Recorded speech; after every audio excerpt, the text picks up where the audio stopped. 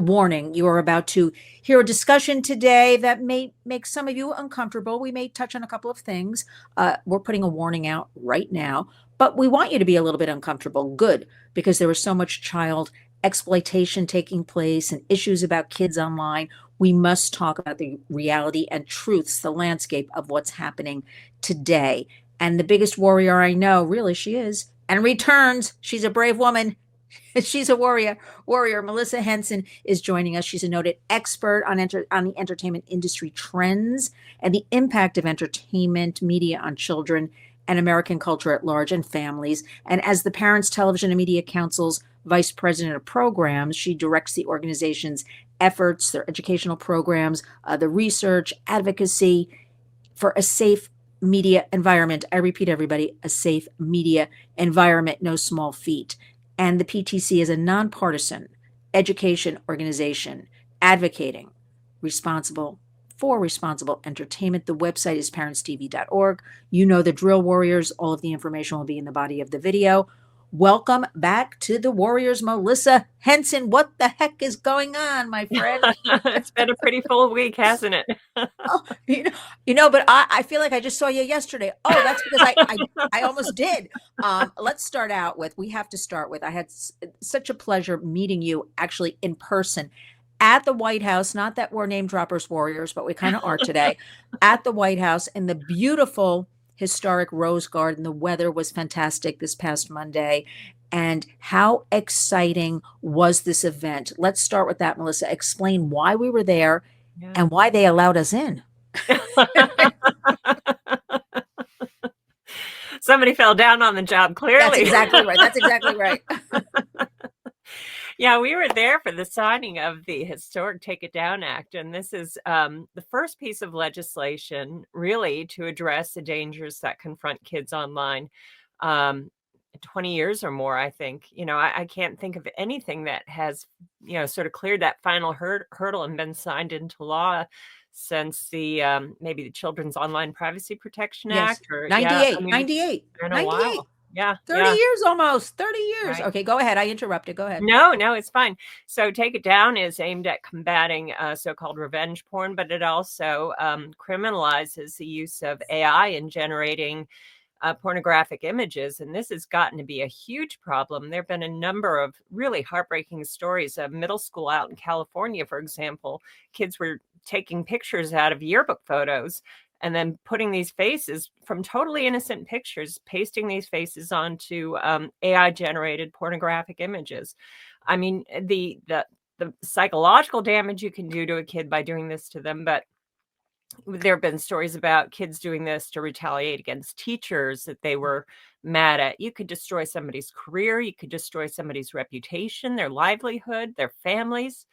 I mean, the toll that it has already taken on people's lives is incalculable. So this is really, really an important piece of legislation. Yeah, I mean, it's so exciting to actually have something positive, because I've always said if we have Take It Down or Kids Online Safety Act, which, Melissa, is coming next. I feel it in my bones. So. Yeah. No, it's coming. It's coming. It's going to start. No, I feel it. It's going to start snowballing, right? It's been a runaway train. The public realizes, they hear the words deep fakes or they hear revenge porn. We talk about all people. We work with a lot of children and families, but this affects everybody. So to hold that platform or that person, responsible criminally, financially, this is what's going to begin making impact with all of this. Accountability. Let's jump on from that because we have so much to discuss. It was a busy week, actually. Yeah. Now, Melissa, I'm going to remain calm. I sent out a newsletter recently, kind of with bullet points about AI, artificial intelligence, saying it's a national crisis. I really feel that way. Yeah. Let's fast forward this week. We have the big, beautiful bill. Right. And we've got something in there that's making me very upset. Right. Yeah. Now, would you like to talk about it? Because I really don't think I can.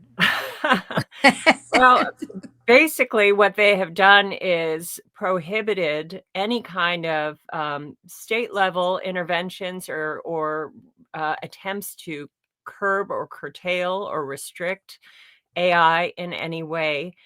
which is hugely problematic, especially in light of, recent news stories, for example, that Meta's chatbot would allow young users to engage in sexually explicit dialogues with the chatbot. It would assume the persona or the voice of a celebrity and then start instructing the young user in, sexually graphic terms. More troubling than that even is an adult user could interact with these chatbots, with the chatbots assuming the personality or the persona of a minor aged child and still engage in sexually graphic dialogues with the chatbots. I mean, this is horrific stuff. Just this past week, a lawsuit was brought against, I think it was Character AI, because a young boy killed himself at the urging of a chatbot. And this is, as far as I know, the first attempt to push back on these AI companies, the first legal attempt to push back on them. And the judge allowed the case to proceed, which I'm very, very gratified to hear. Because up to now, a lot of these tech companies have sort of gotten a blanket, go to jail free card, or get out of jail free card rather, to do whatever they want without any recrimination, without any legal repercussions, without any penalty whatsoever. So, Melissa, are you talking about the case in Florida? Yeah, I think so. Yeah, because it's interesting. I've been talking to a lot of tech people lately and also interviewing them, and they're using big tech, we'll leave Section 230 for now because that's another thorn in our sides. But they're using this First Amendment argument, which this judge in Florida said, no way, we are going to let this lawsuit proceed. So this was in the state of Florida. I'm very happy to hear that, right? Because they've been telling me, a lot of tech people, they're fighting us on First Amendment. That's going to be their whole thing. So to me, between take it down and then hearing about this, really good steps, first steps in protecting children and everybody. Fill us in a little bit for the warriors listening, exactly what a chat bot is. I think we spoke about this last time, but I have to tell you, since we spoke, like, people really don't understand what these bots are. They'll say things like, well, actually, that's what they say to me. I don't understand. So tell us a little bit about that. Yeah, so basically what it does is it replaces real life human relationships with AI generated characters, personas. And there are chatbots like character.ai where you could the chatbots educate themselves on, a genre of work or a particular author or a particular character from fiction. And then people can delve into these sort of fantasy worlds, talking with a character that they really like. And it, I think it's hugely problematic because, we already have this problem where people are so engrossed in social media and they're not engaging with real people in the real world. And even Mark Zuckerberg, when he launched his own Meta chatbot, said, most people have the capacity for 15 close friends, but most people only have 2 or 3 close friends. So we're here to fill the void. That's terrible. It's going to be terrible for mental health because when you think about it, I mean, it's how is it any different from paying somebody to be your friend? How is it they're not there looking for the well-being, the mental health of the user. They're there to monetize the user. They're trying to get information about you so they can market to you much more effectively. It is a false relationship built on a false premise, but it keeps people trapped in this world where they only want to communicate with these chatbots. It's like something out of a sci-fi novel or an episode of The Twilight Zone. Nobody understands me except this chatbot. And they eventually start to break off relationships with real people because they think that the only thing or the only person that understands them is the computer on the other end that's just feeding them algorithmically generated lines that they have pulled together from the internet, from the ether, from previously published materials. They try to mimic the voice, they try to mimic the style and the tone of established characters or celebrities, and suck people into this virtual world. Yeah. But not on our watch, Melissa Henson, Parents Television and Media Council, not on the Warriors watch either. Exactly what you just said is what we're going to be sharing constantly. so parents and family members understand. It's a couple of minutes ago, a friend of mine just sent me a text and said she just got off the phone with a friend of hers, and she's very concerned because she saw my newsletter, and her friend was so excited and happy, a grown woman, because she's been feeling lonely and down and discovered, the bots, and she's now like talking, and she said she has a friend. So can you imagine our children, Yeah. those little minds, right, absorbing, and as evidenced by this case going on with this poor child, with the mom, the child killed themselves. We have to talk reality here. It's tough for everybody to hear. We have to nip this one in the bud and get a handle on it. We have to talk about it 24/7, 365, with the mental health. Because I feel like, Melissa, there was a kind of a splash maybe 2 years ago about youth mental health and the anxious generation. And it's all great. It's all good information. And now we're on to something else. We've got to keep on these issues. I know it's a lot because there's so much happening, like every single day, to make impact kind of thing. I want to point out 3 things before I forget, if you don't mind, Melissa. Mark Zuckerberg, I didn't see him in the Rose Garden the other day. Did you? No. Despite he just bought recently the 3rd most expensive piece of real estate in Washington, D.C. So I guess he was otherwise busy in the neighborhood, up to something. So he wasn't there. Although Linda Yaccarino was there from X, from Twitter. So she was there. Right. She's trying hard. I had a little conversation with her. We'll see.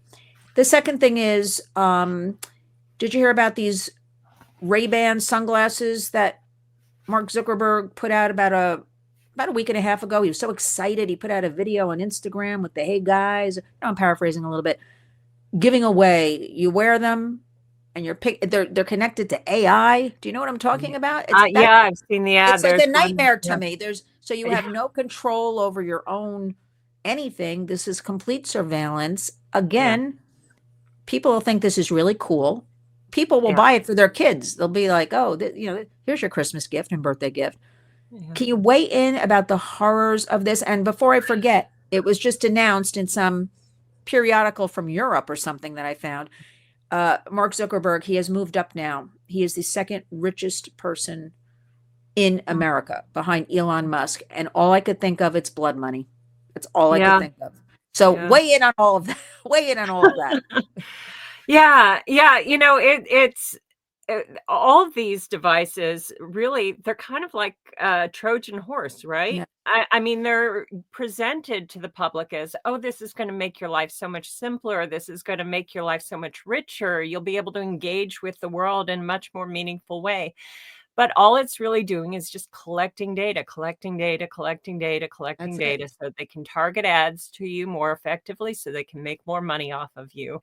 And I think, think about the Amazon Alexa devices, you think about smartwatches, smartphones, they are constantly monitoring you so they can monetize you. And I think it's really important for us to resist the lure of these technological devices and recognize them for what they are, which is Trojan horse to get more data on you. Yeah, data equals money. That's what everybody has to understand. That's the bottom line. Kids are the eyeballs. Kids are the product. But we cannot give our children away. That's what we have to make all of the warriors out there understand. We want to educate you about this, because I admit, Melissa, there's a lot going on. If you and me, I can hardly keep up with it on a daily basis. I know. So how can people just trying to live their lives? It is a lot, but you've got parentstv.org. No excuses. Excellent blogs, resources. We'll put your article. You had the article on the Daily Wire, correct, about AI. So we'll have that in the body of the video to talk about. Now, let's go on, because I am convinced it will happen sooner rather than later. KOSA, K-O-S-A, the Kids Online Safety Act. We've talked about this before. It was recently reintroduced. Right. Tell us what it is, why we need it, and what the public can do to help with all of this. Yeah. So the Kids Online Safety Act is a bill that's been rattling around the halls of Congress now for a couple of years, and it's been introduced and reintroduced and reintroduced. What it does aim to do is to set up some guardrails around social media use, especially as it concerns our kids. So it requires social media companies to put in the strongest parental controls as a default setting. Now, if you're an adult and you're not worried about what you're going to encounter online, you are free to change those settings to something that's going to be more permissive, but it makes the most restrictive settings the default, which makes sense because kids are a lot more tech savvy than parents. And as soon as you allow your child to set up a social media account, they're going to be exposed to all kinds of horrific stuff. So making the default settings the most restrictive absolutely makes sense. And that's part of what COSA seeks to accomplish. But also what they do is it establishes a duty to care. So if it is at all foreseeable that, kids being fed pro-suicide messages might encourage somebody to commit suicide, the social media companies are required to take that content down before it does real world harm. Yeah. So you would say the onus is on the tech platforms. Well, they have the duty. That gets a little murky when I'm explaining this to people. So they have more of a responsibility. Would that be correct to say? Yeah, they have to be more proactive than they have been. I mean, they've been extremely permissive in what they have allowed to get through. And we have heard stories upon stories. I mean, a Facebook whistleblower who testified in front of the Senate said, we had internal research, internal data, polling data that showed that we make body image worse for like 1 in 5 teenage girls. But they knew that. And they did nothing to limit kids' exposure to, the pro-anorexia content, for example, on Instagram. So that was Frances Haugen. That was like 2 years ago, at least, I think, Melissa, that she testified. Or more. Yeah. Maybe it was 3 years ago. I don't remember. Yeah. And that was shocking at that time. Like, we had this whistleblower, this proof. And so the only thing I've heard since then is a couple of things. We're going to do our best. We do our best. I don't even know who works. What do they have at X and Facebook? We don't even know how many people are actually looking for this content. I don't think anybody knows. And also it's this constant Section 230 that we must do something about. Any updates on that? Because I know a few things are happening, but not a lot. Yeah, I mean, I know that there were hearings in the Senate, I think Senate Judiciary Committee. It may have, in fact, been this week where they were looking at Section 230. And there were some hearings earlier in the year, I believe, as well. But I think there is a consensus that something needs to be done. And I think a number of bills have been introduced. I believe Senator Hawley has introduced one. And I think even maybe Lindsey Graham introduced. So I think there have been a number of pieces of legislation that have been introduced to address the problem of this sort of blanket immunity that Section 230 has granted these social media companies. Unfortunately, none of them have really gotten a lot of traction. They haven't moved beyond, preliminary discussions. I'm not sure any of them have even passed out of committee yet. So there's still a lot of work to be done on that. Infancy. Well, I'm going to have to be checking up on everything. It's funny. I was in Dirksen on Tuesday and I'm like, oh, let me go to this, grab a salad.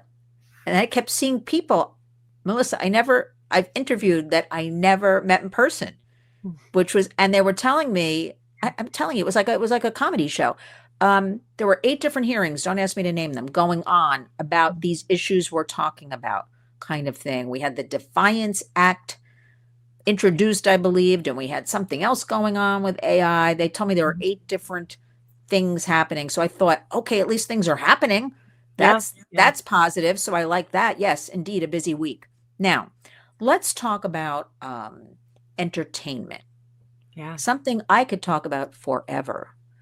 What would you say is the landscape right now? Whether it's, just give it to us, streaming, gaming, actual movie theaters, what's happening in entertainment?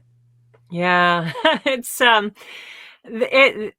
the industry is in so much flux right now, and I don't think even the people that work in the entertainment industry have a good handle on what's happening and what's going to happen in the near future. And I mean, it really does feel like everything is very much up in the air. We know that there have been changing patterns in media consumption behavior, especially with young people. Young people are not watching TV.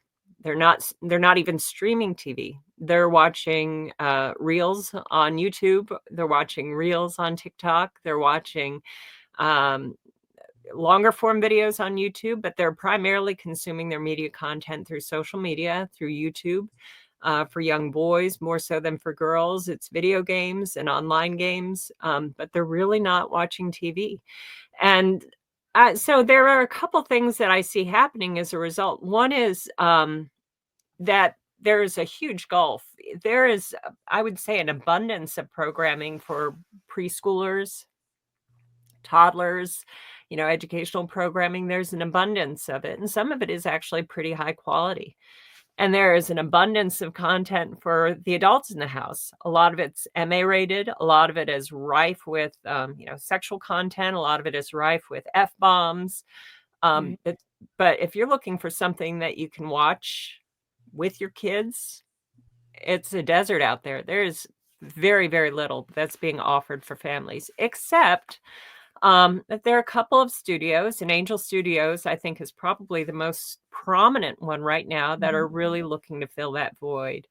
I know there's a new one that they have out. I think that they're even making tickets available for free for teens. I think it's called Rodeo or something like that, but it's a new offering by Angel Studios. So there are a few media companies out there that are trying to fill that void. King of Kings was an animated program about the life of Jesus Christ, told by Charles Dickens. It was apparently based on a story that Charles Dickens wrote for one of his children, was published after he died, where he's telling the story of the life of Jesus Christ. And it was really a beautiful production, came out right around Easter time.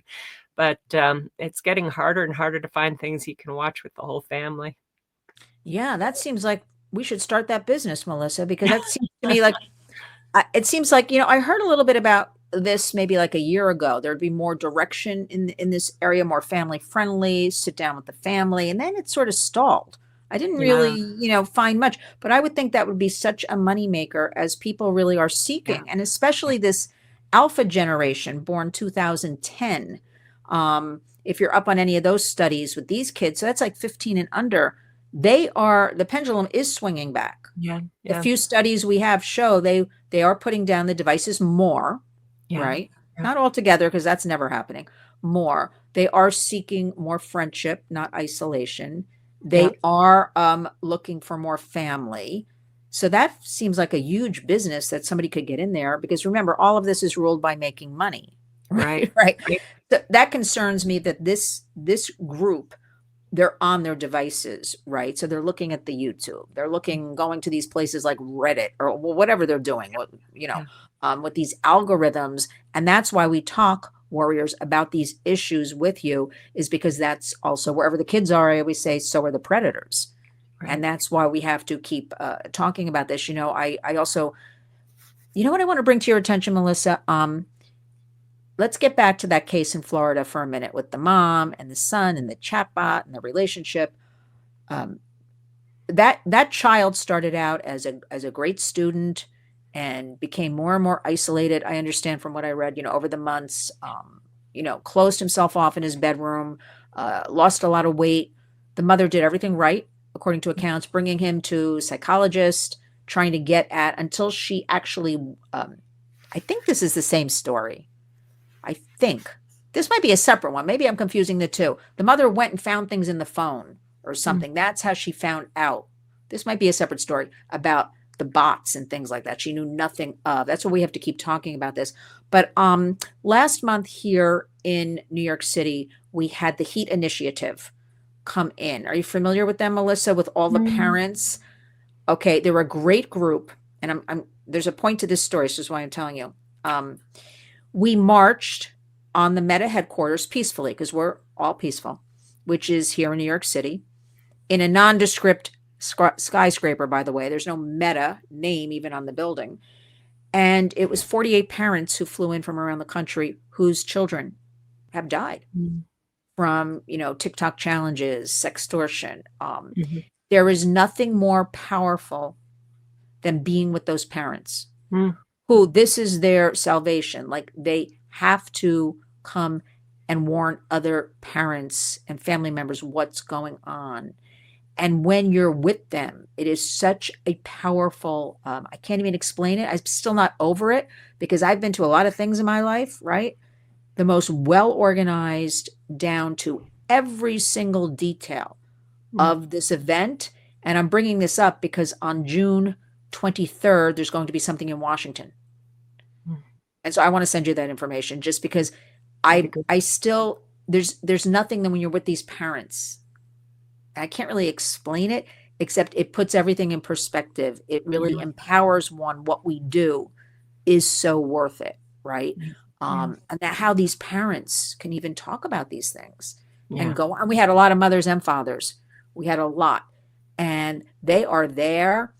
And the other, we had a lot of young people are part of the Mm. HEAT initiative because they feel like they've been guinea pigs, like the Oh, 25 to 35, they've been guinea pigs. That's the words they use. This was thrust upon them, right? And this right. whole online thing, and they didn't know, and they don't want the alpha generation. They're educating them. So it's a tremendous, great group HEAT initiative working. It's the young people, it's the parents. I want to send you that information. Maybe if you're available, you can stop by or something because I never had something impact me like Mm. that day last month. I carry it with me. It's really empowering. I just shared that with you. But let me ask you something. So we're going into June, in my opinion, Memorial Day weekend, Mhm. everybody. It's raining here in New York. Um, so camps are coming up and summer vacation and more kids at home or around. What would be some recommendations for parents? Yeah, I think there's going to be a real temptation. More and more schools, to their credit, are Yeah. prohibiting phones during the day. And there may be a temptation to let the kids, the school's out, they can have access to their phones. There may be a temptation to give them sort of unfettered access. I would really strongly encourage you to put tight restrictions on when and where and how they are able to use the devices if they have them. Really encourage face-to-face meetups with their friends. I mean, I hear all the time from parents that the only time their kids interact with their friends is online. They don't get together to have, face-to-face encounters. Everything is online. I would really encourage you to get your kids out of the house, get them outdoors, get them off the phones, get them off the screens, get them off the devices, encourage them to experience the real world and experience the real world with real people. That's going to give them a lot more meaning, a lot more sense of fulfillment, and a lot more joy. Yes, and we can tire them out if we get them outside to play. That's So, but you know what, That's Melissa? just an added benefit. Exactly, an added benefit. I was so excited the other day. We have a school across the street from us, a grade school, and they've got basketball courts that the public can use as well. And it was about 5 in the afternoon, and I'm walking by, and I was so excited because I saw a bunch of boys, probably like 13, 14, 15, playing basketball. And I actually stopped. No, because they were like having a good time. They were Yeah. tiring themselves out there. And I'm like, wow, It's been that's a that while age since group. you've seen that. Yeah. No, and they were having such a good time. And maybe it was like close to 20 of them in total. And I Yeah, thought, this is a good thing. it This is a is a good good thing. And we also have another park on the opposite end. And I see kids in there constantly, school groups and just groups playing soccer. And yeah, I'm like, that's it. Yes, outside in the yeah, fresh, well, sort of fresh air here in New York. But they're not on the devices. And even if it's for an hour, that is music to my ears. yeah. Finish us up. What is going on? What are you looking? Is there anything on the horizon we should be looking at, keeping an eye on that you want to share with us? Yeah, well, we're really, really hoping that before this budget bill is finalized, that they will remove the provisions that They give blanket immunity to the AI companies. But beyond that, we really are pushing hard to get the Kids Online Safety Act passed this year. We really, really need to put our full support behind that. Um, Big tech is spending millions of dollars trying to block this bill. They successfully blocked it in the House. I mean, it had overwhelming support in the Senate last year, but they successfully stopped it from coming to the floor for a vote last year. So we really, really need to be able to have our voices, outweigh, shout out, overwhelm the influence that's coming from the tech lobbyists. You're very kind, Melissa. I would like to add, in my opinion, threaten people, but that is me. No, but I really thought last time, as everybody did, Elon Musk even got behind it, Right. for what that's worth. Yeah. We saw the power, like her, don't like her, of our first lady getting behind take it down. She will get behind Kids Online Safety Act, I believe, and I believe it will happen. And that is tremendous triumph to be seen. This money that big tech pours into fighting all of this. The tides are changing. Final thoughts, because I want all of our warriors to go to parentstv.org when we're finished. I want all of you to look at the resources, the blog, and I also want all of you to consider, and we're very thankful and full of gratitude, donations. We have to keep Parents TV, we have to keep things going, right, Melissa? I'm not shy about this. We have to, no, I'm not. We have to get everybody involved, and good information, embedded information, and especially you're doing the heavy lifting, right? So Well, it's so, spreading the word, getting more parents involved, getting more parents educated really is the key to changing the culture. And changing the culture is really going to be the key to saving our kids from being, well, as Jonathan Haidt said, and you referenced it earlier in this conversation, help stop them from being the anxious generation, and show them that there's a world out there beyond their screens. Yeah, and it's starting with this alpha generation. It's starting, so it's good news. Yeah. Well, Melissa Henson, Vice President of the Parents Television and Media Council. Again, I was thrilled to meet you in the Rose Garden. It was a great place for our first wasn't that great for our first in-person? It was a beautiful day too. Actually, I want to post our picture if I have your permission. I have us in a picture together, so we got to push ourselves, right? We got to do that. I'm going to be posting that. I'm catching up still from Washington because it's been busy this week. I want everybody, urging all of you. I will put also everything about AI that Melissa has written. Parentstv.org, again, is the website. And Melissa, as always, I want to tell you thank you for your commitment, your dedication, and for being a warrior. I want to wish you and your family a wonderful Memorial Day weekend. And you too. Thanks, Melissa. We'll speak again soon. All right. Bye-bye.